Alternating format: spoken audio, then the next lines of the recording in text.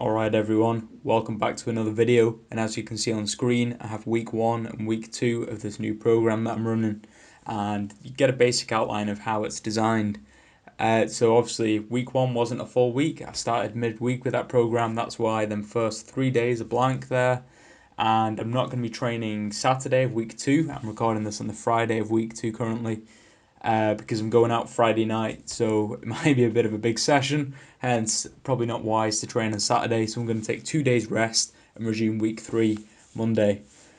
But as you can see on screen, just to highlight the different codes that are going on here, the key, S means squat and a P means pause, so I'm doing pause squats, pause dips, chin-ups. For example, on week 2 Monday, you can see deadlift at the bottom there, that's what DL stands for, and the L there on week 2 Monday as well is a lateral raise isometric hold. But anyway, as you can see, the progress has been very clean so far, as I thought it would be, because I'm just building back up to them old numbers which I highlighted in the last video. So basically, to reiterate, 107.5 kilo squat for a single was my best. I want to get up to that. A chin up with 50 kilos attached was my best for a single, and the dip 56.5 kilos for 3 reps was my best, I believe. So them are the numbers I'm trying to reach back up to. The deadlift is just kind of a background lift right now. I'm not really putting too much focus on it, and I'm just really playing around with a few different techniques in the deadlift, so nothing too serious.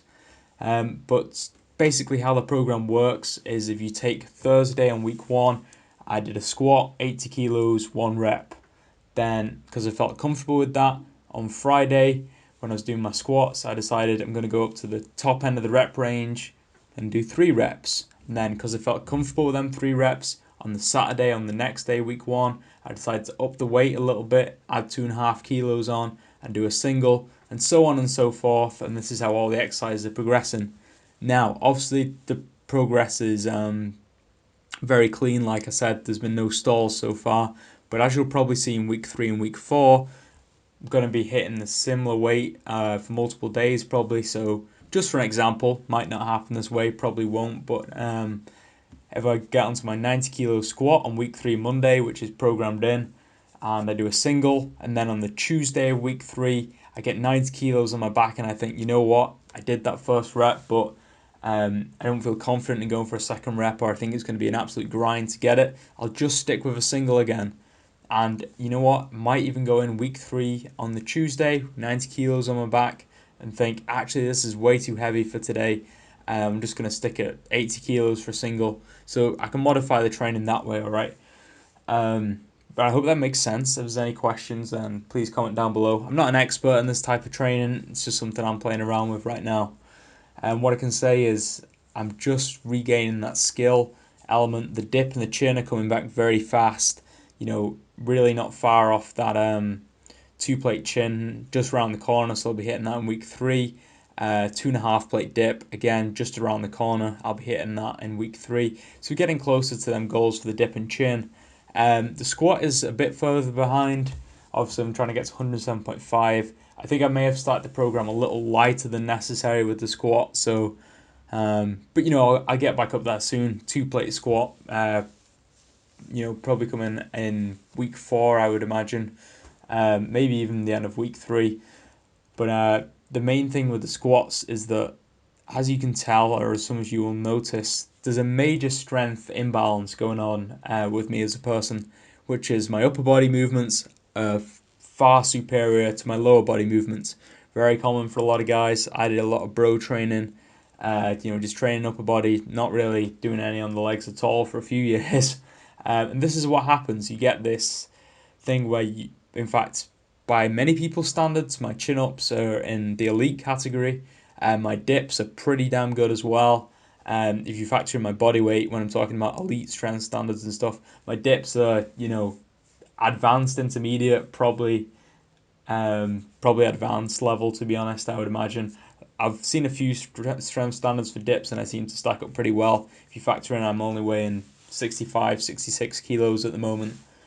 But my squat is, I mean, currently on here, it's not even intermediate. I mean, but soon in a few weeks when I've regained that skill, you know, got it refined again. My squat is intermediate, but it's just like early intermediate level, which when you compare that to the upper body lifts, yeah, it's really not good at all. Same for the deadlift. Obviously, it's really light at the moment, and I can definitely pull more than that. But my deadlift's, you know, intermediate level, early intermediate.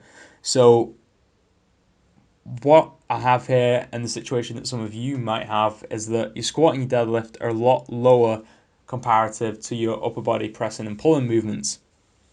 Now, what I am going to have to do in the future is back off on them upper body movements, the dips and chins, and put more focus on the squat and the deadlift. So get more workload in on them lifts, allow more recovery, more adaptive energy to go towards them lifts, and just kind of coast with my dips and chins for a while. Try and maintain them a little bit, maybe a slight regression in strength, but just put all my energy into the squat and deadlift pretty much, just doing the dips and chins occasionally a couple of times a week. You know, and that's a great strategy.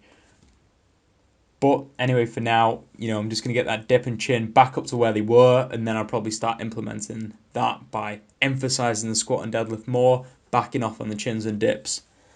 So I'm just going to show you a few training clips now, the highlights. So I'm going to show week 2 Friday's footage, and I hope you enjoy it. Alright, so first up we have the pause squat. As you can see, I'm wearing a belt. I wear a belt for all my top sets. All throughout my warm-ups, it's all beltless. So for example, I think before this I did 65 for 3, beltless, and then put a belt on, did 87.5 for 3. But actually I did 2 sets of 3 because I forgot to record the first one, so I thought I need to get the footage for you guys. So, you know, the power was a bit diminished because I had to redo the set, but I was still happy with it, still happy with how my technique's looking.